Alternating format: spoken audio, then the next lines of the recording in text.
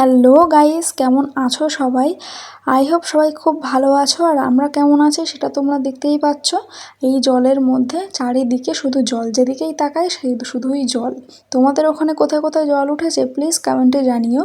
আর সামনে তো পুজো চলেই এসেছে, সেই কারণে এই জল ঠেঙিয়ে আমরা যাচ্ছি এখন বনগাঁতে, মানে ওই বাড়িতে যাচ্ছি পুজোর বাজার দিতে প্লাস নিতে নিতে এই কারণেই বললাম, ওই বাড়ি থেকে আসার মতো এখন পরিস্থিতি নেই এই জলের মধ্যে। তো সেই কারণে আর আমরা পুজোতে ওই বাড়িতে যেতেও পারবো না, সেই কারণে ভাবলাম চলো একবারে দিয়েই আসি আর একটু দেখা করেই আসি।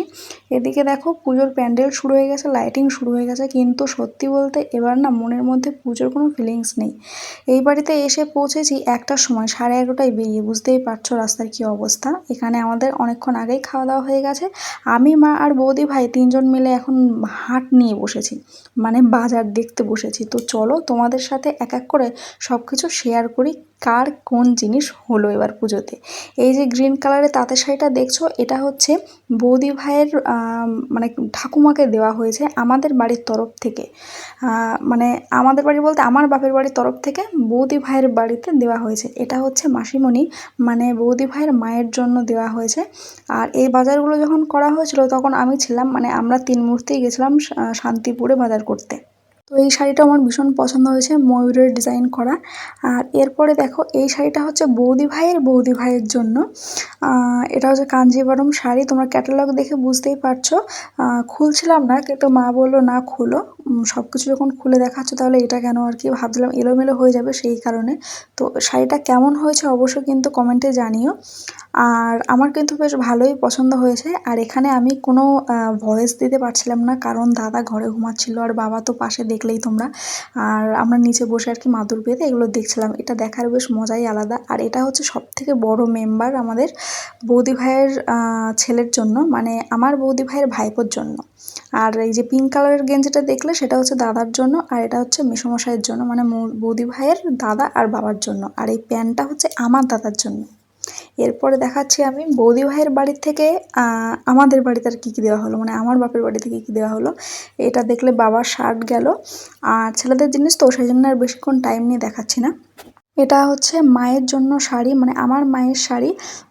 ওই কী বলে এটা, তাঁত জামদানি, আই থিঙ্ক, আমার কথা জড়িয়ে যাচ্ছে। তো যাই হোক, এটা তাঁত জামদানি, বেশ ভালোই পছন্দ হয়েছে আমার। কালারটা খুব সুন্দর, বেশ না ব্লু কালার না তুতে কালার, এরকম ধরনের কালারটা। এরপরে হচ্ছে বৌদি ভাইয়ের বাড়ি থেকে বৌদি ভাইয়ের প্রথম পুজো, মানে বিয়ের পর প্রথম পুজোর শাড়ি, একটা মজাই কিন্তু আলাদা। কিন্তু জানি না এবছর আর কেমন ফিলিংস হচ্ছে। এই শাড়িটা কিন্তু ভীষণ পছন্দ হয়েছে। আমি বৌদি ভাইকে আগে ভাগেই বলে রেখেছি যে এটা কিন্তু আমি পরবই, সে যে দিনই হোক না কেন। তো এরপর হচ্ছে আমার বাপের বাড়ির তরফ থেকে আমাদের কী কী দেওয়া হলো। এটা হচ্ছে আমার শাশুড়ি মায়ের জন্য তাঁতের শাড়ি। তো মানে বৌদি ভাই ঠাকুমার জন্য আর আমার শাশুড়ির জন্য সেম শাড়ি, শুধু কালারটাই আলাদা। দুজনেই বয়স্ক মানুষ, সেই কারণে একটু হালকার উপর দিয়ে শাড়িটা নেওয়া হয়েছে। আর এগুলো কিন্তু সব শান্তিপুর থেকেই নেওয়া হয়েছে। তো এই যে এবছর মানে আমি শাড়ি কিছু নিইনি, দুটো বলতে একটা কুর্তি নেওয়া হয়েছে। এই যে এটা হলো বৌদি ভাইয়ের জন্য, মানে বৌদি ভাইও কুর্তি নিয়েছে আর আমিও কুর্তি নিয়েছি, মানে দুটোই সেম, শুধু জাস্ট কালারটা আলাদা। দেখে তোমরা বুঝতেই পারছো পুরো সেম সেম হয়ে গেছে। তো আমার এরকম একটা ইচ্ছা ছিল যে মানে শাড়ি হোক বা অন্য কিছু হোক, দুজনের সেম থাকবে। তো সেটা জাস্ট এত তাড়াতাড়ি পূরণ হয়ে গেল। আচ্ছা চলো, এটা হচ্ছে তোমাদের দাদা ভাইয়ের জন্য, এটা হচ্ছে গেঞ্জি দেওয়া হয়েছে। আর ছেলেদের জিনিস আর খুলে দেখালাম না, মানে মেয়েদের জিনিসে যতটা একটা ইন্টারেস্ট থাকে না, ছেলেদের গেঞ্জি শার্ট প্যান্টের তো একই রকম নর্মাল হয়েই থাকে। আর আমার যে ব্যাগটা তোমরা দেখো, ওই ব্যাগটা না ভিতরের কাপড়টা ছিঁড়ে গেছে, সেই কারণে ওখানে দাম কমে বেশ ভালো জিনিসই পেলাম, ওই জন্য মা এটা গিফট করেছে। তো চলো এবার আমার বাড়ির তরফ থেকে কী কী দেওয়া হলো আমার বাপের বাড়িতে। এটা গেল দাদার গেঞ্জি, মানে একই রকমের নেওয়া হয়েছে গেঞ্জি। আর এটা হলো বাবার শার্ট। তো বাবা তো বলছে আমি জামার দোকান দেবো, মানে 3-4টে জামা আর কি হয়ে গেছে এর মধ্যেই। বৌদি ভাইয়ের বাড়ি থেকে দেওয়া হয়েছে, আমাদের বাড়ি থেকে। এটা হচ্ছে মায়ের জন্য দেওয়া হয়েছে, মানে এগুলো জাস্ট আমি পছন্দ করে কিনেছি। তো এটা হ্যান্ডলুমের মধ্যে যাচ্ছে। তো কেমন লাগছে কিন্তু অবশ্যই শাড়িগুলো কমেন্ট করো, অবশ্যই জানিও।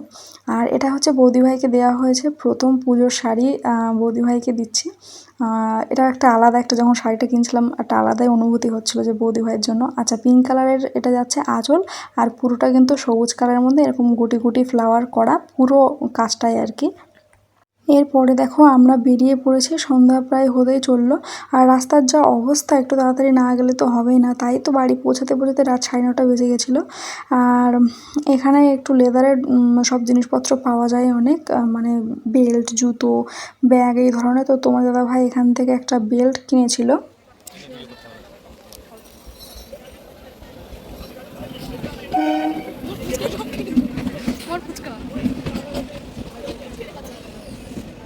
তারপরে দেখো আমরা না বাইকটা রেখে ঠাকুরনগরে রেখেছিলাম গ্যারেজে বাইক। তারপরে ওখান থেকে ট্রেনে করে আবার গোবরডাঙ্গা স্টেশনে এসেছি। এখান থেকে বাসে করে বাড়ি যাব, কারণ একটু প্রবলেম হয়ে গেছে, সেই কারণে আর কি বাইকটা রাখতে হয়েছে। তো এখানে আমি ভিডিও করছিলাম, আর দেখো নতুন জামা কাপড় দেখলে না বেশ ভালোই লাগে। আর তোমার দাদাভাই তো বুঝতেই পারেনি যে আমি ভিডিও করছিলাম। তারপর বলছে কী করছিলে দেখে, তারপর আবার একটু দেখো চুলের স্টাইল শুরু করে দেবে। তো এই ছিল। এরপরে দেখো বাড়ি যেতে যেতে আমাদের সেই জল ঠেঙিয়ে বাড়ি যেতে হয়েছে, কি করব। আর হেলমেটটা নিয়ে এসেছিলাম, তোমার দাদাভাইয়ের হেলমেটটা গ্যারেজেই রয়ে গেছে।